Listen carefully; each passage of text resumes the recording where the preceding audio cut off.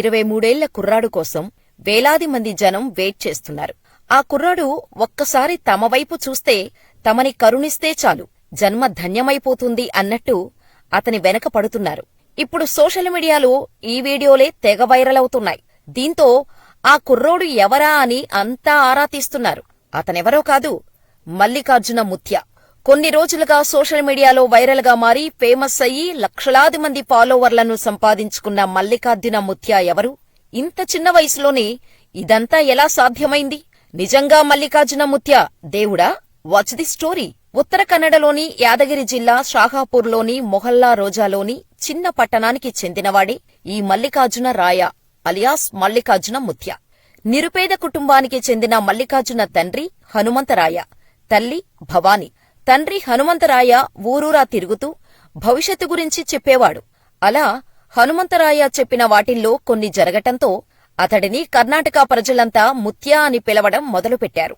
కర్ణాటకలో అద్భుతాలు చేసేవారని, దైవాంశ సంభూతులుగా భావించేవారిని నడిచే దేవుళ్లగా పూజిస్తూ గౌరవంతో ముత్య అని పిలుస్తారు. అంటే విలువైనది అని అర్థం. ఇలా క్రమంగా హనుమంతరాయ పాపులర్ కావటంతో ఆయన ఇంటింటికి తిరిగి భవిష్యత్తు చెప్పే అవసరం రాలేదు. హనుమంత ముత్యను చూడటం కోసం, ఆయనతో భవిష్యత్తు చెప్పించుకోవటం కోసం, ఇంట్లో జరిగే శుభకార్యాలకు పిలవటం కోసం ఆయన ఇంటికి పోటెత్తేవారు. అప్పుడప్పుడే ఊహ తెలుసుకున్న మల్లికార్జున తండ్రినే చూస్తూ పెరిగాడు. తండ్రిలా తాను కూడా ప్రజలలో ఉండాలని, ఫేమస్ అవ్వాలని అనుకునేవాడు. ఓ పక్క తండ్రి దగ్గర భవిష్యవాణి గురించి నేర్చుకుంటూనే మొహల్లా రోజాలోని స్కూల్లో ప్రాథమిక విద్యను కంప్లీట్ చేశాడు. హనుమంత ముత్య గురించి ఆ నోటా ఈ నోటా చెప్పుకోవటం విన్న ముంబైలోని ఓ గ్యాంగ్ హనుమంత ముత్యను కలుసుకున్నారు. నిధులు, లంకబిందెలు ఎక్కడున్నాయో చెప్పమని అడిగారు. అవి ఎక్కడున్నాయో చెబితే భారీ మొత్తంలో ఫీజిస్తామని ఆశపెట్టారు. ఎక్కడా తన కుటుంబానికి హాని చేస్తారోనని భయపడ్డ హనుమంతముత్య వారికి హెల్ప్ చేస్తానని చెప్పాడు. అలా దాదాపు సంవత్సరమున్నర పాటు ముంబై గ్యాంగుతో హనుమంతముత్య తిరిగారు. కాని గుప్త నిధులు ఎక్కడున్నాయో కనిపెట్టలేకపోయారు. దీంతో తమ టైమంతా వేస్ట్ చేయించాడన్న కోపంతో ముంబై గ్యాంగ్ హనుమంతముత్యను చంపేశారని అంతా చెబుతారు. ఇక తండ్రి చనిపోవటంతో కుటుంబ బాధ్యత మొత్తం మల్లికార్జున మీదే పడింది. కరెక్టుగా ఇంటర్ చదివేటప్పుడే బాధ్యతలు మీద పడటంతో ఇంటర్కి ఫుల్ స్టాప్ పెట్టేశాడు మల్లికార్జున. ఇప్పటికే తండ్రి నుంచి నేర్చుకున్న భవిష్యవాణి గురించి చెప్పటాన్ని మొదలుపెట్టాడు మల్లికార్జున. అయితే మల్లికార్జున చెప్పినవి చాలా వరకు నిజం కావటంతో తండ్రి అంశ కొడుకుకి వచ్చిందని ప్రజలంతా నమ్మటం మొదలుపెట్టారు. అలా నెమ్మదిగా మల్లికార్జున గురించి చుట్టుపక్కల వారంతా రావటం మొదలుపెట్టారు.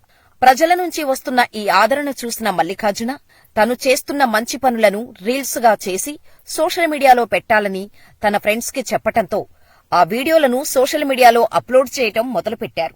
దీంతో కర్ణాటక మొత్తం మల్లికార్జున గురించి తెలిసింది.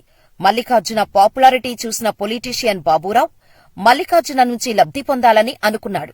దీంతో మల్లికార్జున నుంచి ఆశీర్వాదం తీసుకున్న ఫోటోలను, వీడియోలను సోషల్ మీడియాలో అప్లోడ్ చేశాడు. అంతేకాకుండా మల్లికార్జున కోసం వస్తున్న భక్తుల కోసం నిత్య అన్నదానం చేయడం మొదలుపెట్టాడు. స్థానికంగా పెద్ద పొలిటీషియన్ అయిన బాబూరావు లాంటి వారే మల్లికార్జున దగ్గరకు వెళ్తున్నారంటే నిజంగానే అతనికి శక్తులున్నాయని నమ్మిన సీరియల్, సినీ స్టార్, సెలబ్రిటీలు రావటం మొదలుపెట్టారు. దీంతో ఒక్కసారిగా మల్లికార్జున ముత్యకు సోషల్ మీడియాలో ఫాలోయింగ్ పెరగటంతో పాటు అతను ఉంటున్న యమలూరు గుడి దగ్గరకు కర్ణాటకతో పాటు ఇతర రాష్ట్రాల ప్రజలు సైతం వెళ్లటం మొదలుపెట్టారు. ఇదిలా ఉండగా ఓ రోజు నలుగురు వ్యక్తులు ఎక్కడి నుంచి వచ్చారో చెప్పకుండా కేవలం మల్లికార్జున ముందు మౌనంగా నిలబడి చూడటం మొదలుపెట్టారు. మల్లికార్జున నిజంగా భవిష్యవాణి చెప్పే సత్తా ఉందో లేదో టెస్ట్ చేయటం కోసం అలా చేశారు వారు. అయితే ఎవరూ ఊహించని విధంగా వారి పేరు, ఎక్కడి నుంచి వచ్చారు, వారి ఫోన్ నెంబర్తో సహా చెప్పటంతో మల్లికార్జునకు నిజంగా దేవుడి ఆశీస్సులున్నాయని చెబుతూ వారు అతని కాళ్ల మీద పడిపోయారు. ఈ వీడియో సోషల్ మీడియాలో తెగ వైరల్ అయింది. అయితే తనను చూడటానికి వచ్చిన భక్తుల నుంచి రూపాయి కూడా వసూలు చేసేవాడు కాదు మల్లికార్జున ముత్య. కాకపోతే యమలూరు గుడి దగ్గర హుండీలు ఏర్పాటు చేసి భక్తులకు తోచినంత సాయం చేయమని చెప్పేవాడు. అంతేకాకుండా గుడి దగ్గర 24 గంటలు అన్నదానం చేస్తూనే ఉంటున్నారు.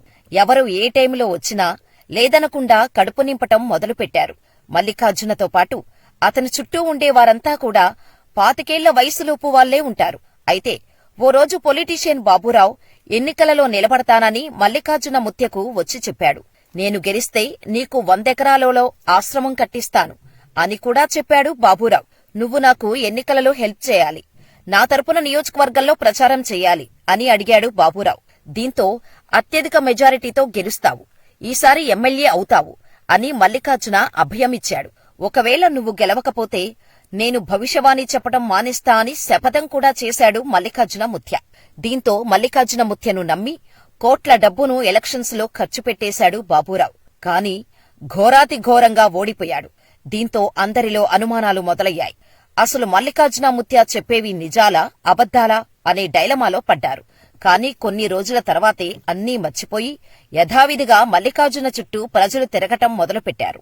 దీంతో ఓ జర్నలిస్టు బాబూరావు మల్లికార్జునతో మాట్లాడిన వీడియోని పోస్ట్ చేస్తూ, మరి బాబూరావు ఓడిపోయాడు కదా, ఎప్పుడు భవిష్యవాణి చెప్పడం మానేస్తున్నావ్, ఆ కుర్చీ నుంచి ఎప్పుడు దిగిపోతున్నావ్ అని ప్రశ్నించాడు. దీంతో Mallikarjuna Mutya social media, digital team counter attack మొదలుపెట్టారు.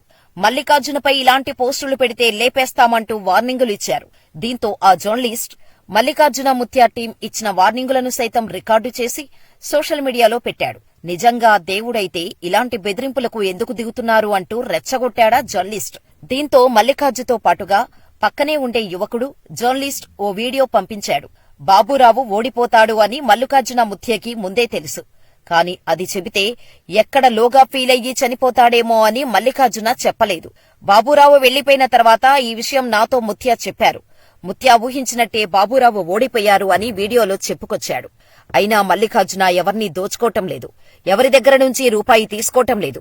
పైగా పేదవారికి తన దగ్గరకు వచ్చే భక్తులకు లేదనకుండా 24 గంటలు భోజనం అందుబాటులో ఉండేలా చేస్తున్నాడు. అంతేకాని మల్లికార్జున ఏ తప్పు చేయలేదు అని వివరణ ఇచ్చాడు. అతను చెప్పింది కూడా నిజమే కదా అంటూ జనం ఆ జర్నలిస్టుని తిరిగి తిట్టడం మొదలుపెట్టారు. కావాలనే మల్లికార్జునను తొక్కటానికి ఇలాంటి ప్రయత్నాలు చేస్తున్నారని జర్నలిస్టుని తిరిగి రోస్ట్ చేయటం మొదలుపెట్టారు. కర్ణాటకలో ఇలా భవిష్యత్తు చెప్పేవారు 2-3 ముత్యాలు కూడా ఉన్నారు. చేత్తో ఫ్యానాపి ఆ బూడిదను తలకు పెట్టే ముత్యా గురించి తెలిసే ఉంటుంది. అయితే వీరు నిజంగా భవిష్యత్తు చెబుతారా అంటే ఆ దేవుడికే తెలియాలి. మరి ఈ మల్లికార్జున ముత్య గురించి మీరేమనుకుంటున్నారో మాకు కామెంట్ చేసేయండి.